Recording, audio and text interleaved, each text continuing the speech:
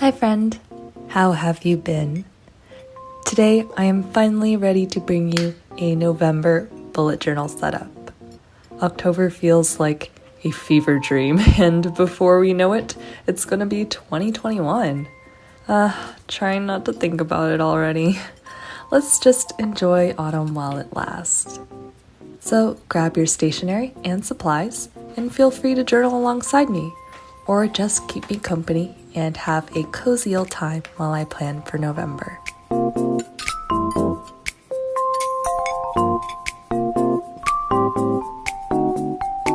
This month I am going with a fun theme, one that isn't actually centered around the fall season. I was looking through my most recent spreads and I felt that my journal was lacking some color. So I started by covering this title page with a piece of baby blue paper.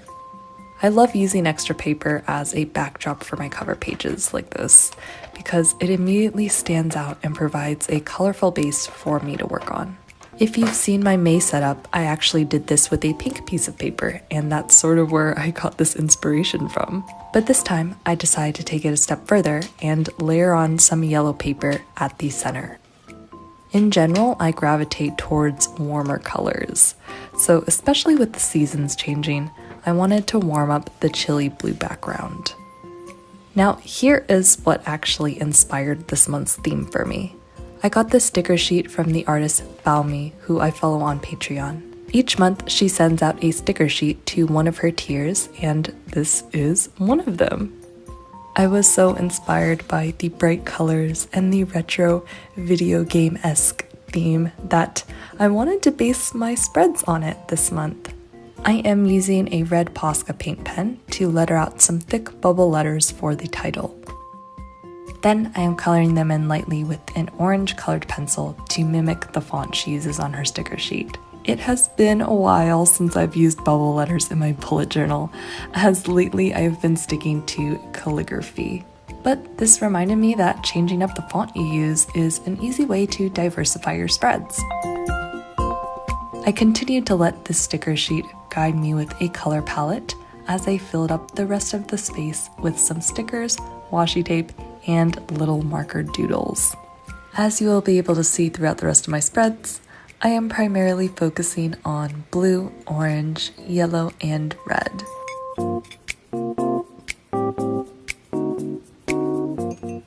There is no particular method to my madness here. I am just filling up wherever I see an empty spot. For the monthly overview, I am skipping over one page and drawing out a mini calendar on the right-hand side. I will come back to the other page in a bit for my trackers, but for some reason, I prefer to have my calendars begin on the right page. Maybe it's because I am right-handed that it just feels most comfortable for me to draw it here.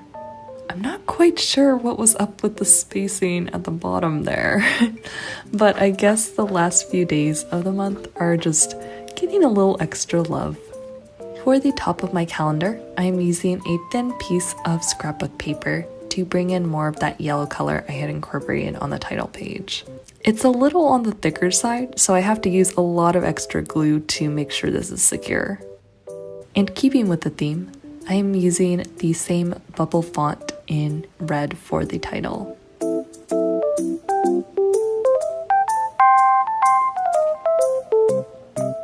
The calendar still felt a bit plain compared to my cover, so I went in with a light blue color pencil to fill in the boxes. And now I will try to appease my maximalist tendencies and fill in any of the awkward empty spaces with some stickers, washi tape, and marker. The triad that I always fall back on when it comes to decorating. Now I am going back to that other page to work on my trackers. I'm splitting the page into two sections, one for my trackers at the top and a section for my projects to list below it. It has been a few months since I made a separate page dedicated to my trackers, but this month I finally felt up for the task. I feel like as the school semester progressed, my motivation for everything was just slowly starting to slip. But now there is only 1 month left for me, and suddenly it feels like a fire has been lit under my ass and I am almost there. I'm almost done, almost out of it. So I thought it was necessary to get back on track as much as I possibly could this month. That is also why I am making this section to list out all my last final projects that I will have to work on and complete this month. It helps me to stay motivated when I know that these are the few things that stand in between me and the break. If I can just get these things done, it should be smooth sailing. Once again, I took inspiration from the sticker sheet for these video game themed trackers. I plan on filling them up one day at a time, so it looks like I am filling up a health bar. For this month's weekly spreads, I am drawing out vertical boxes like these for each page. I've used this layout a lot in the past setups because it helps me visualize the week much better when everything is perfectly lined up like you would see on a normal calendar. And I am using the same blue-green Tombow marker for these borders just as I did with the calendar in the monthly overview to keep everything cohesive. And now it's time that we do our little typical bullet journal setup chit-chat when I update you on what I've been up to recently.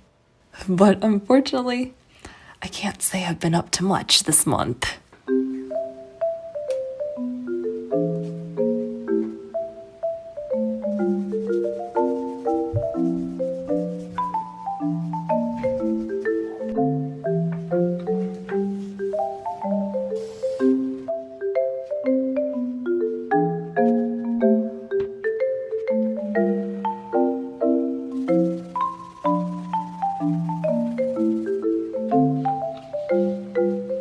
I cut out a piece of that yellow paper that I used on the cover to make an extra little page.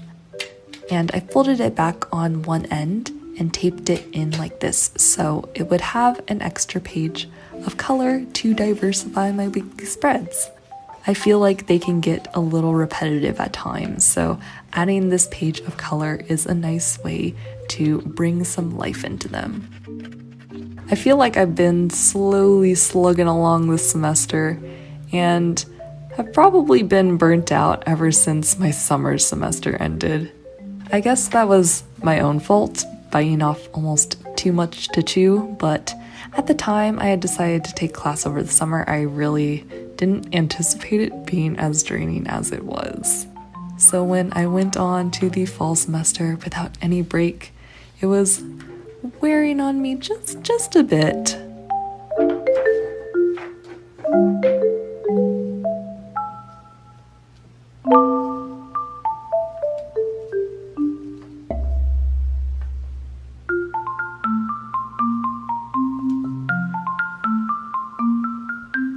Also, I think that attending school from home had allowed me to make it the sole focus of my days because I simply did not have any other things keeping me busy anymore.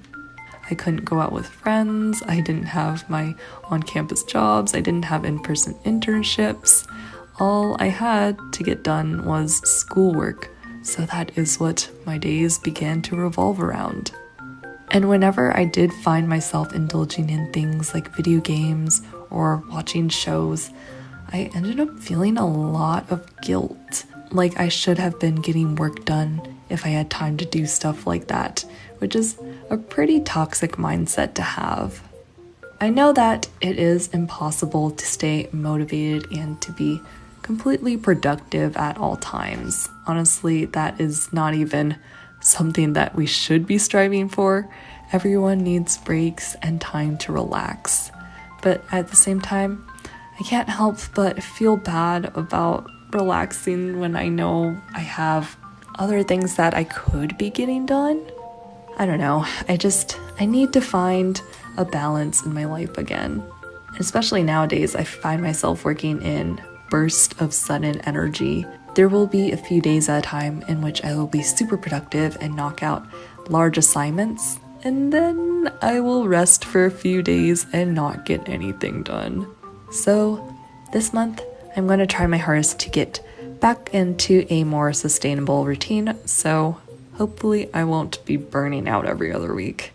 Also, with the end of the semester in sight, I have been planning on making some different types of videos over the break.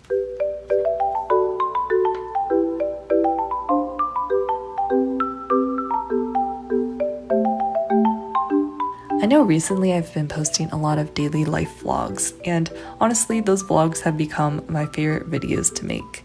I really enjoy watching similar silent vlogs, daily life vlogs as well. There's just something about them that is so relaxing, and I never seem to get tired of them no matter how many I watch.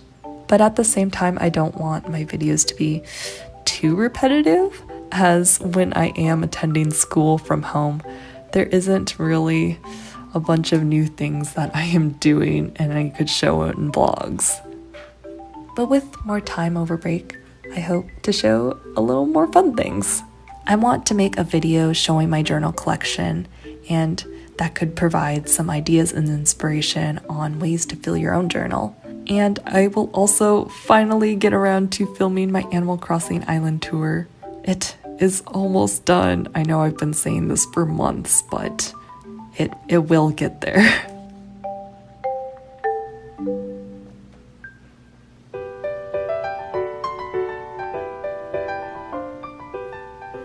I think I'm also just excited about not having school in the mind 24/7 for the first time in about half a year. I know looking forward to future things like this isn't exactly being present, but right now that is what I need to get me through this month. And of course, I'm doing fine, really. I know this is just a stage that I need to tough out to get through, and I will be done with it soon enough. Oh, and Halloween is coming soon. I am actually planning on watching a movie with my family on that day.